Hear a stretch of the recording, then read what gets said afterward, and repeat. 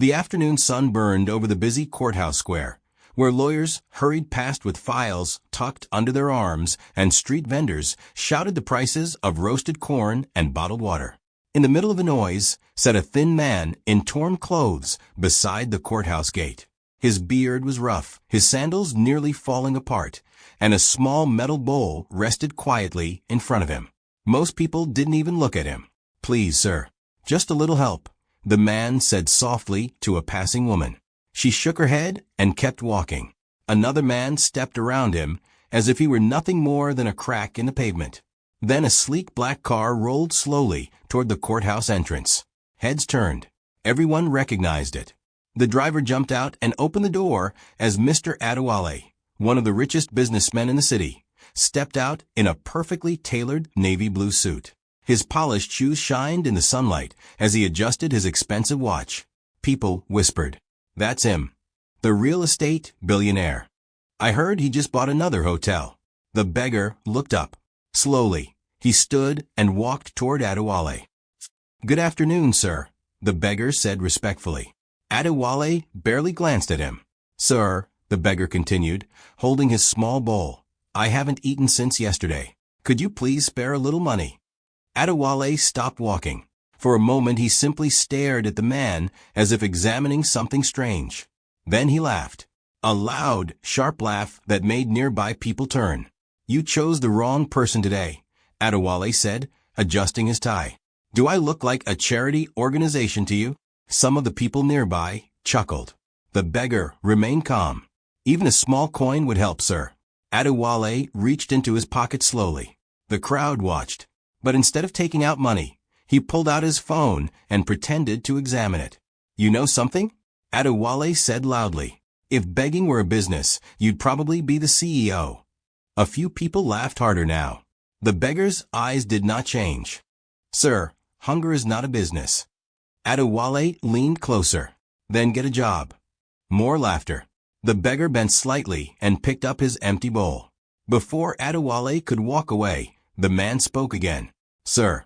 Adewale sighed impatiently. "What now?" The beggar looked directly into his eyes, his voice calm and strangely confident. "One day, you will stand before me." The words hung in the air. For a moment, the laughter stopped. Adewale blinked, then burst into another laugh. "You," he said, pointing at the man's torn clothes. "The day I stand before you is the day this courthouse turns into a restaurant." The crowd laughed again. Adewale waved dismissively and began walking toward the courthouse entrance. Behind him, the beggar quietly returned to his place beside the gate. But just before Adewale reached the steps, the beggar spoke one last time. "Remember my face." Adewale didn't turn around. Inside the courthouse, the large wooden doors slowly closed behind him. Outside, the beggar sat silently, watching the building with steady eyes. And for reasons he could not explain, a strange feeling crawled into Adewale's chest as he disappeared into the courtroom halls. He quickly pushed the thought away. After all, what could a beggar possibly do to a man like him? But fate, as the city would soon discover, sometimes hides in the most unexpected places. And sometimes it waits patiently. The courthouse square was even busier the next morning. Lawyers rushed up the steps with folders pressed against their chests. Street vendors shouted over each other, selling bread, roasted plantain, and cold drinks to the growing crowd. Motorcycle engines roared past the gate. And just like yesterday, the beggar sat quietly beside the courthouse wall. His metal bowl rested on the ground. A few coins clinked softly inside, but not enough to buy even a proper meal. "Help the hungry, please," he said gently to people passing by. Most ignored him. Some pretended not to hear. Then a familiar black car rolled into the square again. The moment it stopped, whispers spread. "It's him again. Mr. Adewale, the rich man." The driver opened the door. Adewale stepped out in a sharp gray suit, sunglasses resting confidently on his face. He looked relaxed, almost cheerful. But the moment he saw the beggar sitting in the same spot, a slow grin spread across his lips. "Well, well," Adewale said loudly, "our street CEO is still in business." Several people nearby turned to watch. The beggar stood politely. "Good morning, sir." Adewale looked amused. "You again? Didn't I give you career advice yesterday?" The beggar spoke calmly. "I only asked for help." Adewale chuckled. "And I only gave you wisdom." The small crowd around them began growing. Some people recognized Adewale and stayed to watch. A young food vendor whispered to her friend, "This should be interesting." Adewale reached into his pocket. "Well," he said dramatically, "let me invest in your business." The beggar held his bowl quietly. Everyone leaned closer. Adewale slowly pulled out a coin. He held it up between his fingers so the crowd could see. Then he flipped it high into the air. The coin spun brightly in the sunlight.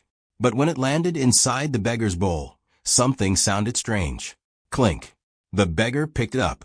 It wasn't real. It was a cheap plastic toy coin. The crowd burst into laughter. Someone clapped. "Buy yourself a mansion." Adewale said jokingly. Even a few passers-by who didn't understand the situation started laughing along. The beggar stared at the plastic coin for a moment. Then he carefully placed it back into the bowl. His voice remained calm. "Sir, one day you may wish you had given me a real one." The laughter faded slightly. Adewale tilted his head. "Oh, really?" "Yes," the beggar replied softly. Adewale leaned closer, lowering his sunglasses just enough to look into the man's eyes. "You're making a lot of predictions for someone with no shoes." A few people chuckled again, but the beggar didn't smile. He simply said, "Life has a strange way of returning things to us." Adewale straightened his jacket. "Well, when life returns wealth to you, come see me," he said mockingly. The crowd laughed again, but something strange happened. A young woman standing nearby stopped laughing. She had been watching the entire exchange quietly. Her expression was not amused. It was angry. The beggar noticed her. Their eyes met briefly. She gave him a small nod. Adewale, however, didn't notice. He turned and began walking toward the courthouse steps again, still smiling at his own joke. Behind him, the crowd slowly began to disperse. The beggar sat back down beside the wall. The plastic coin rested inside his bowl. Across the street, the young woman quietly pulled out her phone and replayed the video she had just recorded. Every word, every laugh, every insult. Then she looked at the courthouse doors and whispered softly, "Justice has a long memory." Inside the courthouse, Adewale laughed with his driver. He still believed the beggar was nothing more than entertainment. But somewhere ahead, fate had already started writing the next chapter. And it was not laughing. The courthouse square buzzed with the restless energy of another busy morning. Vendors shouted over the noise of motorcycle engines, and lawyers hurried through the gates with serious faces. In his usual place beside the courthouse wall sat the beggar, his worn metal bowl resting quietly before him. Most people passed without noticing him. But someone was watching. Across the street, a young woman stood beside a small coffee stand, her eyes fixed on the beggar. She wore a simple blazer and carried a thick law textbook under her arm. Her name was Adiz Okafor, a final-year law student who had been coming to the courthouse every morning for her internship. And yesterday, she had seen everything. The laughter, the fake coin, the humiliation. Her phone vibrated softly in her hand as she replayed the video again. On the screen, Mr. Adewale's voice rang clearly. "Buy yourself a mansion." The crowd laughing. The beggar standing quietly. Adiz clenched her jaw. "This man has no shame," she muttered. Just then, a sleek black car rolled into the courthouse entrance. Adiz didn't even need to look twice. "Right on time," she whispered. The driver stepped out and opened the door. Mr. Adewale emerged in a perfectly pressed charcoal suit, adjusting his cufflinks like a man completely satisfied with life. Several people greeted him respectfully. "Good morning, sir." Adewale nodded proudly. "Morning." As he began walking toward the courthouse steps, Adiz stepped directly into his path. "Excuse me, Mr. Adewale." He paused, slightly annoyed. "Yes." Adiz held up her phone. "I was here yesterday when you mocked that man." Adewale glanced at the screen briefly. Then he shrugged. "So, you humiliated someone who was asking for food." Adewale chuckled. Oh please. It was just a joke. A joke. Adiz repeated, disbelief rising in her voice. Yes, he said casually. Everyone laughed. Except him. Adewale waved his hand dismissively. You're a student, right? Here's your first lesson about the real world. Adiz crossed her arms. And what lesson is that? Adewale leaned slightly closer. The world respects success, not pity. Adiz stared at him. So poor people deserve humiliation? No, Adewale replied with a smirk. They deserve motivation. Adiz's voice hardened. You think cruelty is motivation? Adewale straightened his jacket. I think you should focus on passing your exams instead of defending professional beggars. A few people nearby chuckled. Adiz didn't move. Justice has a way of finding people like you. Adewale laughed. Justice, he said. Young lady, I practically sponsor half this courthouse. He stepped around her and began climbing the courthouse stairs. Before disappearing inside, he turned and added one last comment. Next time you want attention, try arguing with someone who cares. The large courthouse doors closed behind him. Adiz stood still for a moment. Then she turned toward the beggar sitting quietly by the wall. She walked over and crouched beside him. I'm sorry for what happened yesterday, she said gently. The beggar looked at her kindly. You did nothing wrong. I recorded everything, Adiz said, showing him the phone. The beggar studied the video silently. Then he gave a small smile. Sometimes truth needs witnesses. Adiz nodded. I believe justice will come. The beggar's eyes rested on the courthouse building. Yes, he said calmly. It always does. Across the street, the courthouse clock struck noon. Inside the building, Mr. Adewale sat comfortably in a meeting room, confident his power could solve any problem. But outside, something had quietly changed. The story of a beggar, a businessman, and a witness had just begun. And the video in Adiz's phone was already waiting for the moment it would matter most. That evening, the golden lights of Imperial Crown Lounge glowed across the city skyline. It was one of the most expensive restaurants in town, a place where wealthy businessmen met to celebrate deals and boast about their success. Inside a private VIP room, laughter filled the air. Mr. Adewale sat comfortably at the head of a polished glass table, swirling a glass of sparkling water, while his friends listened eagerly. So let me get this straight, one of them said between laughs. The beggar actually told you that one day you would stand before him. Adewale nodded proudly. Yes. Can you imagine the confidence? The table erupted with laughter. Another man leaned back in his chair. Maybe he meant you'll stand before him to give him more fake coins. More laughter. Adewale grinned, enjoying every second. You should have seen the crowd, he continued. They were laughing so hard I thought the man would disappear into the ground. One of the businessmen wiped tears from his eyes. Honestly, those street beggars are everywhere these days. They multiply faster than traffic, another joked. Glasses clinked. But at the far end of the table, one man wasn't laughing. His name was Mr. Bello, an older businessman with silver hair and quiet eyes. He leaned forward slowly. Adewale, he said calmly. Yes. Did you ever consider helping the man instead? The room grew slightly quieter. Adewale raised an eyebrow. Helping him do what? Eat, Bello replied simply. Adewale chuckled. My friend, if I started feeding every beggar in this city, I would need 10 new companies just to fund it. A few men nodded in agreement. But still, Bello continued carefully. Humiliating him may not have been necessary. Adewale shrugged. It was harmless fun. Fun for who? Bello asked. Adewale leaned back confidently. For everyone who laughed. Another businessman added jokingly, except the beggar. The room chuckled again. Bello sighed softly. You know something strange about life. Adewale raised his glass. I'm sure you're about to tell us. Bello spoke slowly. Life has a way of turning tables when people least expect it. The room fell silent for a moment. Adewale smiled. My dear Bello, he said playfully, if life plans to turn my table, it better bring a very strong crane. Laughter returned. Because, Adewale continued proudly, I built my success with my own hands. He pointed at the table. No one can take this from me. Bello studied him quietly. Confidence is good, he said. Of course it is, Adewale replied. But arrogance, Bello added softly, can be dangerous. Adewale waved his hand dismissively. My friend, the only dangerous thing in my life right now is how successful my company is. One of the younger businessmen laughed. That's a good problem to have. A waiter entered the room with fresh drinks. As the glasses were placed on the table, Adewale raised his again. To success, he declared. To success, the others repeated.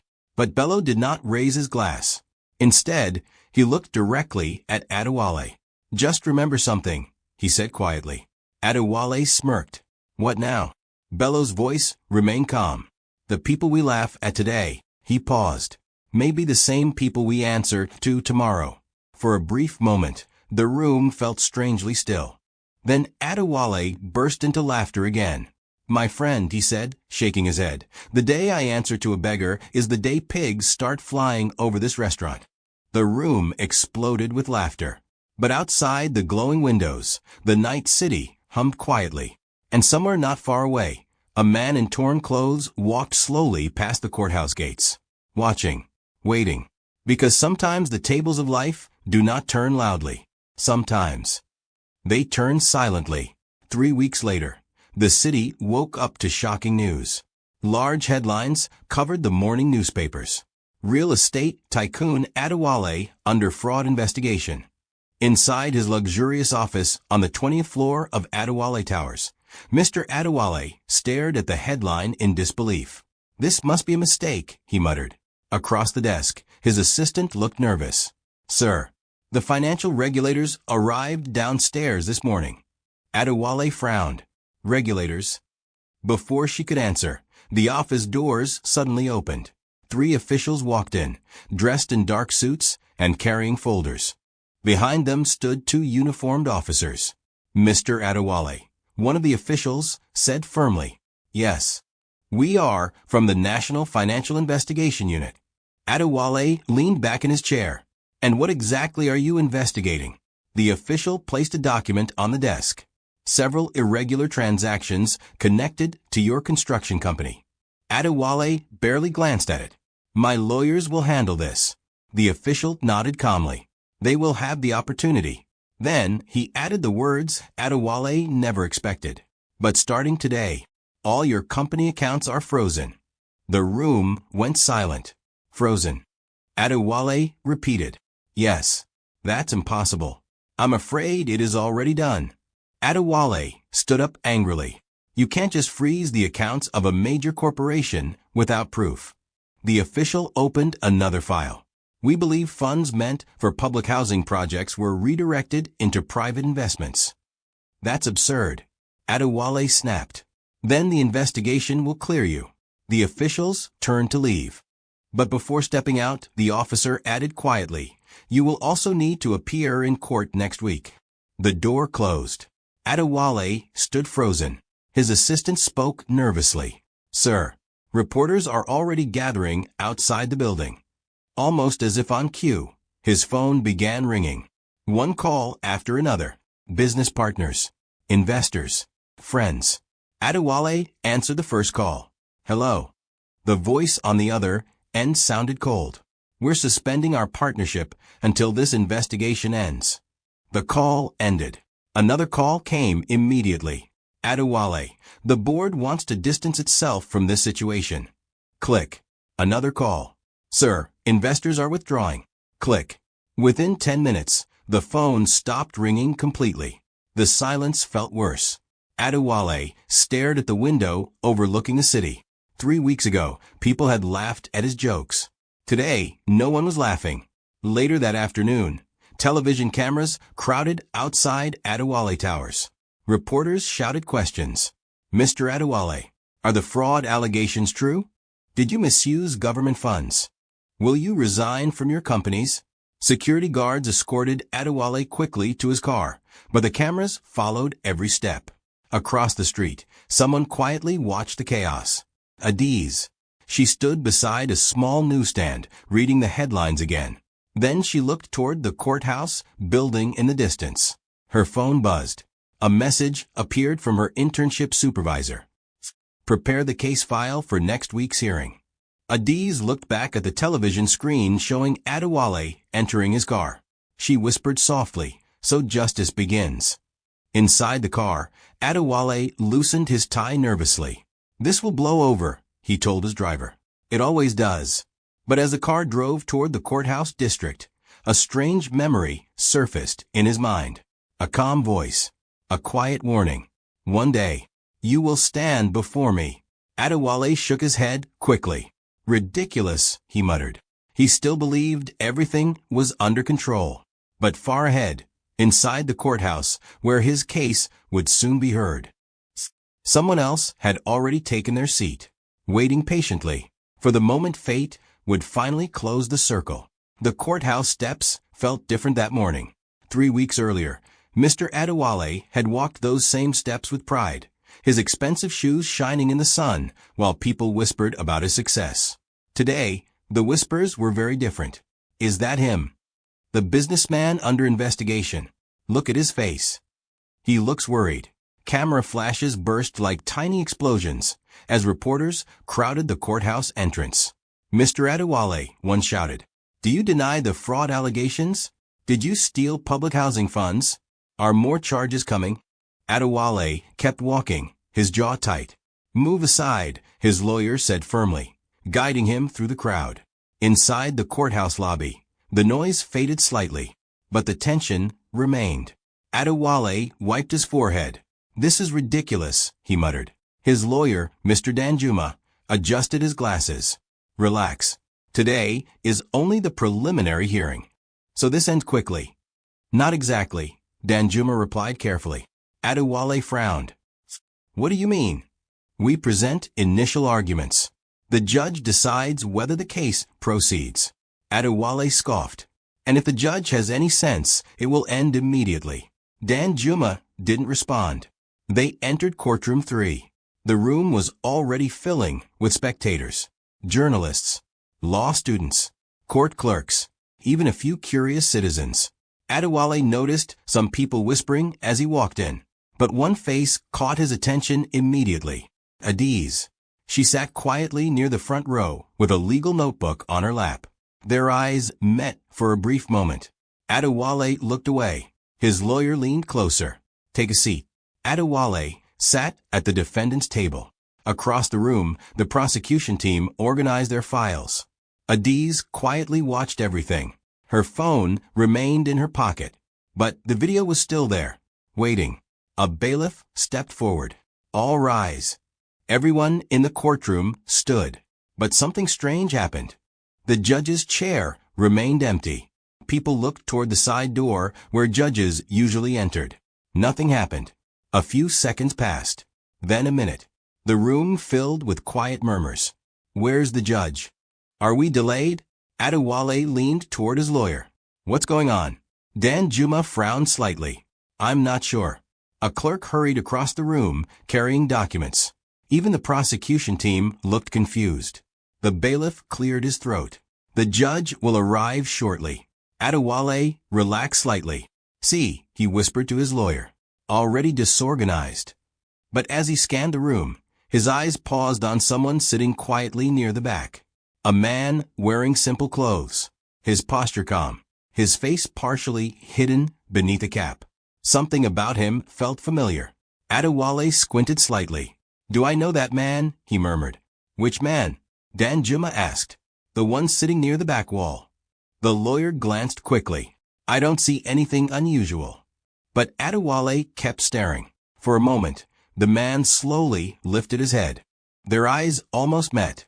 Then the man stood and walked calmly toward a side door near the judge's chambers. Adewale felt a strange chill crawl up his spine. "That's odd," he whispered. "What is that man?" Before he could finish speaking, the bailiff raised his voice again. "All rise." Everyone stood once more. The courtroom door, beside the judge's chambers, slowly opened. Footsteps echoed. Adewale straightened his jacket, preparing to see the judge for the first time. The room fell completely silent. Because, in the next few seconds, Mr. Adewale was about to see a face he never expected to see again, and the words spoken weeks ago outside the courthouse would suddenly return to his mind with terrifying clarity. One day, you will stand before me. The courtroom was silent enough to hear the ticking clock on the wall. Everyone stood. Even the reporters stopped whispering. Mr. Adewale adjusted his jacket, expecting to see an elderly judge or perhaps one of the familiar faces that often presided over corporate cases. The door beside the judge's chamber slowly opened. Footsteps echoed across the quiet room. A man stepped inside wearing the long black judicial robe. His posture was calm, his face serious. The bailiff spoke loudly. All rise for the Honorable Judge Samuel Okoye. The man walked toward the bench. Adewale watched him casually at first. Then his eyes widened. The man's face, the beard, the calm eyes, the same eyes he had seen beside the courthouse gate weeks ago. For a moment, Adewale's brain refused to accept what it was seeing. No, he whispered under his breath. But the man continued walking toward the judge's chair. The entire courtroom watched respectfully as Judge Samuel Okoye sat down. The wooden gavel rested calmly beside him. Adewale felt his throat tighten. That's him, he whispered. His lawyer leaned closer. Who? The beggar. What? The beggar. Adewale whispered urgently. Danjuma frowned. What are you talking about? Adewale pointed subtly toward the judge. That man. He was begging outside this courthouse. His lawyer stared at him in confusion. Please lower your voice. But Adewale's heart was already pounding. On the bench, Judge Okoye calmly opened the case file in front of him. His face showed no emotion, no anger, no amusement, nothing. Just calm authority. The judge looked up. His eyes moved slowly across the courtroom. When they reached the defendant's table, they paused. Directly on Adewale. For a moment, neither man spoke. Adewale felt a cold wave pass through his body. The same face, the same calm eyes. But now the torn clothes were gone. The metal bowl was gone. Instead, the man wore the robe of one of the most powerful figures in the courtroom. Judge Samuel Okoye spoke for the first time. Please be seated. The room obeyed. Chairs slid softly across the floor. Adewale sat slowly, still staring. His lawyer whispered, You're shaking. Adewale swallowed hard. That judge. I know him. Have you appeared before him before? No. Then how do you know him? Adewale leaned closer. I humiliated him. Danjuma blinked. What? 3 weeks ago. Outside this courthouse. He was begging. The lawyer stared at the judge again. That's impossible. But as if hearing the conversation from across the room, Judge Okoye calmly lifted his eyes again. And for the briefest second, a small, knowing smile appeared. Not a cruel smile. Not an angry one. Just a quiet smile of recognition. Adewale felt his stomach drop. Memories rushed back. The empty bowl. The fake coin. The laughter. And the words spoken so calmly. One day, you will stand before me. Adewale's breathing grew shallow. His lawyer whispered urgently, Control yourself. But Adewale could barely hear him, because suddenly the room felt much smaller, and the man he once mocked in front of a laughing crowd now held the gavel that could decide his future. Judge Okoye adjusted the papers in front of him. Then he spoke calmly. Today, we begin the preliminary hearing of the case concerning Mr. Adewale. The judge paused slightly. His eyes rested on the defendant again. As always, he continued, this court will pursue only one thing. His voice remained steady. Justice. But to Adewale, the words suddenly sounded very different. The courtroom felt heavier than before. Mr. Adewale sat frozen at the defendant's table, his fingers gripping the edge of the desk. The air seemed thick, and every breath felt harder to take. Across the room, Judge Samuel Okoye adjusted the files neatly in front of him. The same man, the same calm face. But now he wore the robe of authority. Adewale leaned closer to his lawyer. That's him, he whispered again. Danjuma frowned. Please stop saying that. I'm serious. That man was begging outside this courthouse. His lawyer sighed. Adewale, that is a sitting judge. I know what I saw. Before the conversation could continue, the bailiff spoke loudly. Court is now in session. Judge Okonkwo picked up the case file. His voice was steady and controlled. Case number 2147.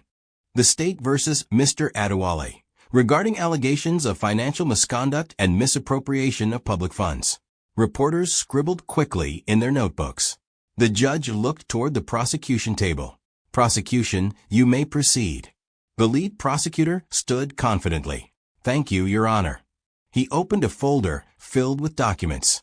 The state presents evidence that funds meant for public housing development were redirected into private investment accounts belonging to Mr. Adewale's company.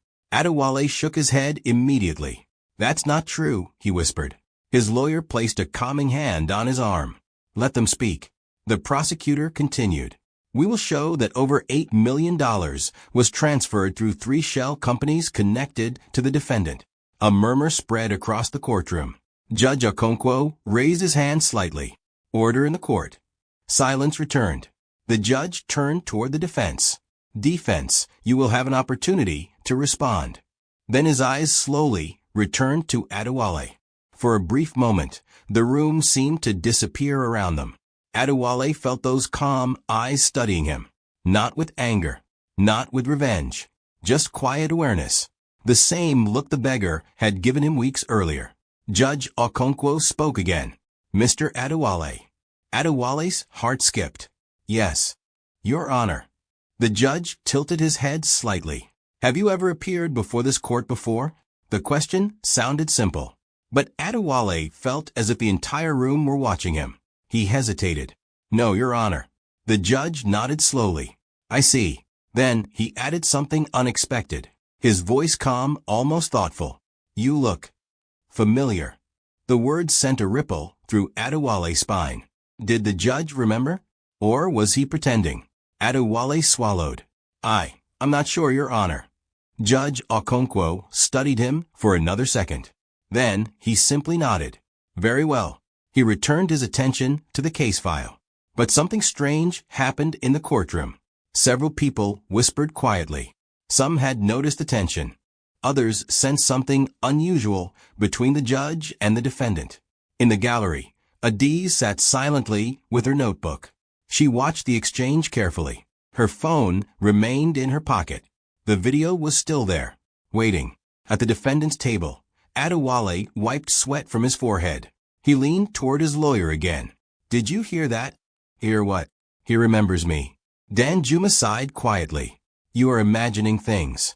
But Adewale wasn't imagining anything, because high above the courtroom floor, behind the large wooden bench, Judge Samuel Okonkwo briefly lifted his eyes again, and for the second time that morning, a small, knowing smile appeared. Not revenge, not anger, just the quiet patience of a man who already knew how this story would end. And Mr. Adewale suddenly realized something terrifying. The man he had mocked remembered everything. The courtroom remained tense as the prosecution finished presenting the first wave of documents. Stacks of financial records covered the prosecutor's desk. Bank transfers, company registrations, and contract agreements were carefully displayed on a large screen for everyone to see. Judge Samuel Okonkwo listened quietly. Not once did he interrupt. Not once did his calm expression change. At the defendant's table, Mr. Adewale felt the weight of every document shown to the court. His lawyer leaned toward him. Stay calm, Danjuma whispered. This is only the beginning. But Adewale could barely focus.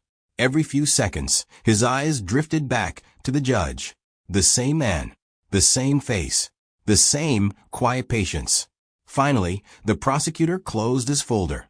That concludes the preliminary evidence, Your Honor. Judge Okonkwo nodded slowly. Thank you. Then he turned toward the defense. Defense counsel, you may respond. Danjuma stood confidently. Your Honor, the prosecution has presented financial movements without context. My client runs multiple companies across several countries. Transactions between corporate accounts are not evidence of fraud. The judge listened carefully. Danjuma continued. We request additional time to present documentation explaining these transfers. Judge Okonkwo folded his hands calmly. Before responding, he glanced briefly toward Adewale. That quiet glance again. Adewale felt his chest tighten. Then the judge spoke. This court will grant the defense reasonable time to prepare. A murmur spread through the courtroom. The prosecution looked slightly surprised. The judge continued. Justice is not served by rushing conclusions. Adewale blinked in confusion. That wasn't what he expected. Danjuma nodded respectfully. Thank you, Your Honor. Judge Okonkwo lifted a page from a file. But before continuing, he spoke again, his voice calm. Mr. Adewale. Adewale immediately sat straighter. Yes, Your Honor. The judge looked at him carefully. In this court, every person is treated with dignity. A slight pause followed. No matter their position in society. Adewale felt those words land like quiet stones in his chest. He wasn't sure why. The judge continued. The law does not exist to embarrass or humiliate anyone. For a brief second, the judge's eyes met Adewale's again, but to seek truth. Adewale swallowed slowly. Was that a message? Or just a general statement? The judge closed the case, filed gently. This hearing will continue next week after the defense prepares its response.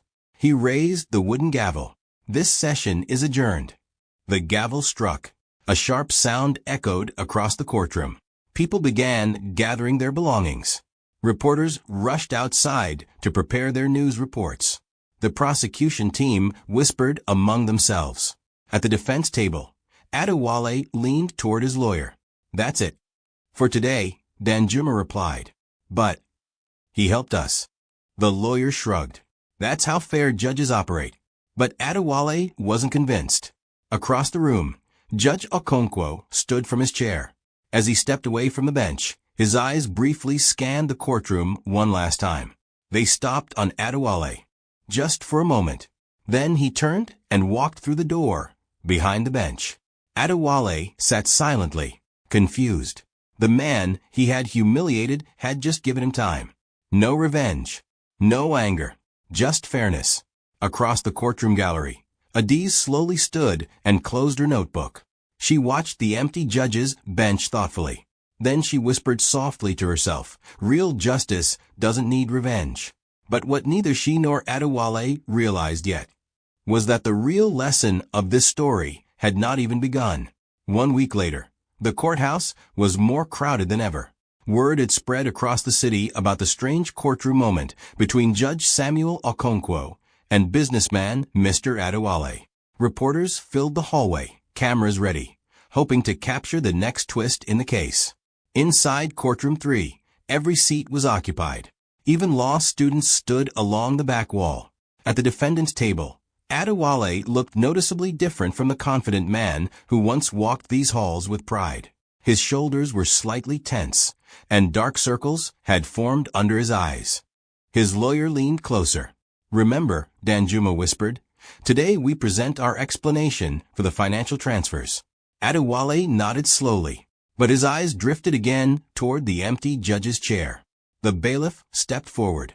All rise. Everyone stood. The side door opened. Judge Samuel Okonkwo entered calmly and took his seat behind the bench. His expression remained neutral. Please be seated. Chairs slid softly across the floor. The judge opened the case file. Defense counsel, you may proceed. Danjuma stood confidently. Thank you, Your Honor. He began explaining the financial records displayed on the courtroom screen. These transfers were part of a complex investment structure used to fund multiple construction projects simultaneously. Charts appeared on the screen. Numbers, contracts, company registrations. The explanation continued for several minutes. Judge Okonkwo listened carefully, occasionally making small notes. Finally, Danjuma concluded. As you can see, Your Honor, there is no evidence that Mr. Adewale personally misused public funds. The courtroom remained quiet. Judge Okonkwo leaned back slightly in his chair. Then he spoke. "Thank you, counsel." But instead of immediately responding to the legal argument, the judge looked toward the gallery. His eyes paused on someone sitting quietly in the second row. Adiz Okafor. The entire room turned. Adiz blinked in surprise. "Yes, Your Honor. Please approach the bench." Whispers spread through the courtroom as she stood and walked forward. Adewale frowned. "What is this?" he whispered. His lawyer looked equally confused. Adiz reached the front of the courtroom. Judge Okonkwo looked at her calmly. "You are currently interning with the prosecution team, correct?" "Yes, Your Honor." "And you were present outside this courthouse 3 weeks ago?" Adiz hesitated. "Yes." The judge nodded. "Did you happen to record an interaction involving the defendant?" The room fell completely silent. Adewale's heart dropped. Adiz slowly pulled her phone from her pocket. "Yes, Your Honor." She placed it on the clerk's desk. The judge spoke calmly. "Please play the recording." The video appeared on the courtroom screen. Immediately, Adewale's voice filled the room. "Well, let me invest in your business." The plastic coin spinning in the sunlight. The crowd laughing. "Buy yourself a mansion." A ripple of shock moved through the courtroom. Some people stared at Adewale. Others shook their heads quietly. The video ended. Judge Okonkwo folded his hands. "This evidence does not affect the financial case." He paused slightly, but it reveals something important. His eyes moved slowly across the room. Character. Adewale felt the weight of dozens of eyes on him. The judge continued calmly. "Power often reveals how we treat those with none." He looked directly at Adewale. Sometimes the smallest moments reveal the deepest truths. The courtroom remained silent. Judge Okonkwo closed the file gently. "Court will recess for 30 minutes. The gavel struck once. But as people began whispering around the room, Adewale realized something terrifying. The judge had not humiliated him. He had simply shown everyone who he truly was. 30 minutes later, the courtroom filled again. But the atmosphere had completely changed. People were no longer whispering about financial documents or corporate transactions. Instead, the conversation everywhere was about the video, the fake coin, the humiliation, the beggar who turned out to be the judge. At the defendant's table, Mr. Adewale sat quietly. For the first time in many years, he avoided looking at anyone. Not the reporters, not the spectators, not even his lawyer. Across the room, Adiz returned to her seat in the gallery, holding her notebook but not writing anything. The bailiff stepped forward. "All rise." The courtroom stood again. Judge Samuel Okonkwo entered calmly and took a seat. His expression remained steady, as if nothing unusual had happened. "Please be seated." The judge opened the case file slowly. The room waited. Finally he spoke. "This court has reviewed the financial evidence presented by both the prosecution and the defense." Adewale held his breath. The judge continued. "The investigation revealed serious irregularities in the management of public housing funds." A murmur spread through the spectators. Judge Okonkwo raised his hand. "Order." The room became silent again. "The evidence does not prove that Mr. Adewale personally stole the funds," the judge said carefully. Adewale felt a flicker of relief. But the judge continued. "However, it does prove that his company's actions caused significant financial harm to a public housing project meant for low-income families." The relief faded. Judge Okonkwo looked directly at Adewale. "In other words, while this may not be a crime of theft," he paused slightly, "it is a failure of responsibility." The judge folded his hands. "This court therefore orders Mr. Adewale and his company to fully restore the missing funds." Reporters began writing rapidly. The judge continued. "In addition, the defendant will personally finance the construction of 2 community shelters for the homeless within the next 12 months. The courtroom reacted with quiet surprise. Judge Okonkwo added calmly, "These shelters will provide food, temporary housing, and employment training." Adewale slowly raised his head. He looked directly at the judge. There was no anger in the man's face. No revenge. Just fairness. The judge continued speaking. Mr. Adewale. Yes. Your Honor. You once stood outside this courthouse and met a man asking for help. A deep silence filled the room. I remember, Adewale said quietly. Judge Okonkwo nodded. Many people believe justice is about punishment. He paused. But true justice is about correction. The judge leaned slightly forward. Today this court gives you an opportunity to correct the harm your actions have caused. Adewale swallowed hard. Do you understand the court's decision? Yes, Your Honor. Judge Okonkwo lifted the gavel. This case is concluded. The gavel struck. For a moment, no one moved. Then the courtroom slowly began to stir. Reporters rushed outside. Lawyers packed their files. Spectators whispered again. But Adewale remained seated. His lawyer tapped his arm. It could have been worse. Adewale nodded slowly. Across the room, Adiz watched the judge leave the bench. She whispered quietly to herself, justice without revenge. And for the first time since the trial began, Mr. Adewale realized something powerful. The man he once humiliated had not destroyed him. Instead, he had given him a chance to become a better man. 30 minutes later, the courtroom filled again. But the atmosphere had completely changed. People were no longer whispering about financial documents or corporate transactions. Instead, the conversation everywhere was about the video, the fake coin, the humiliation, the beggar who turned out to be the judge. At the defendant's table, Mr. Adewale sat quietly. For the first time in many years, he avoided looking at anyone. Not the reporters, not the spectators, not even his lawyer. Across the room, Adiz returned to her seat in the gallery, holding her notebook but not writing anything. The bailiff stepped forward. All rise. The courtroom stood again. Judge Samuel Okonkwo entered calmly and took a seat. His expression remained steady, as if nothing unusual had happened. Please be seated. The judge opened the case file slowly. The room waited. Finally he spoke. This court has reviewed the financial evidence presented by both the prosecution and the defense. Adewale held his breath. The judge continued. The investigation revealed serious irregularities in the management of public housing funds. A murmur spread through the spectators. Judge Okonkwo raised his hand. Order. The room became silent again. The evidence does not prove that Mr. Adewale personally stole the funds, the judge said carefully. Adewale felt a flicker of relief. But the judge continued. However, it does prove that his company's actions caused significant financial harm to a public housing project meant for low-income families. The relief faded. Judge Okonkwo looked directly at Adewale. In other words, while this may not be a crime of theft, he paused slightly. It is a failure of responsibility. The judge folded his hands. This court therefore orders Mr. Adewale and his company to fully restore the missing funds. Reporters began writing rapidly. The judge continued.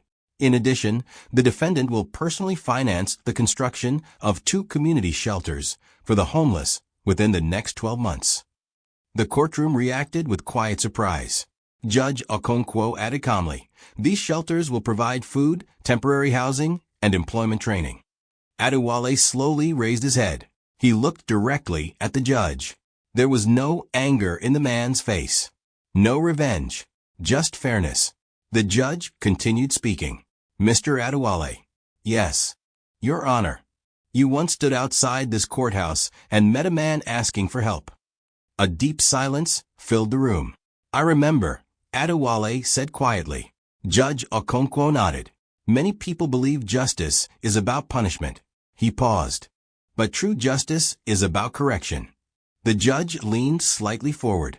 Today this court gives you an opportunity to correct the harm your actions have caused. Adewale swallowed hard.